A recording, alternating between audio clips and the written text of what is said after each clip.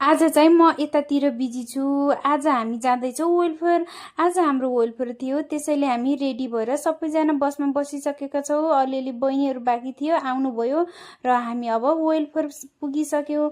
यतातिर सुरु भएको छैन, त्यही भएर कोही बस्ने उठ्ने गरेर बसेको छन्। अब हाम्रो दिदीहरू आउनुहुन्छ, म्यामहरू आउनुहुन्छ अनि सुरु हुन्छ है। अब लेक्चर पनि सुरु भयो।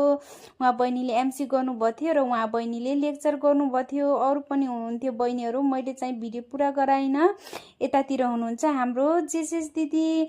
उहाँ चाहिँ जेसेस दिदी हुनुहुन्छ, फोटो खिचिया हो भन्नुभएको छ। मैले भिडियो बनाएको भने उहाँ चाहिँ हुनुहुन्छ क्वीन। म उहाँलाई क्वीन भन्छु किनकि उहाँले हामीलाई ह्यान्डल गरेर राख्नु भएको छ। म राम्री आएको छु कि आएन भन्दै बाल मिलाउँदै गर्नुभएको छ। बहिनीले फेरि यता म छुट्टीमा गएको मोटाएर आएँ, भिडियो नबनाउनुहोस् दिदी म मोटी देखिए भन्दै हाँस्नु भएको छ। उहाँ चाहिँ मेरुना बहिनी एकदमै रमाइलो खालको हुनुहुन्छ, त्यही भएर मलाई एकदमै मनपर्छ बहिनी।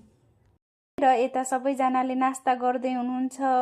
म चाहिँ नास्ता गरेको भिडियो बनाउनै भ्याइनँ, अलि बिजी भए दिदीहरूसँग। सबैजनाले नास्ता गर्नुभयो।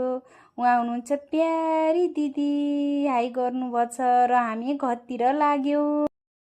एकदमै गर्मी छ, त्यसैले ढिला नगरी घर जाउँ भनेर हामी चाहिँ छिटो छिटो वेलफेयर सिद्धिएर घरतिर जान लाग्यो। आजको भिडियो यति नै, बाई बाई।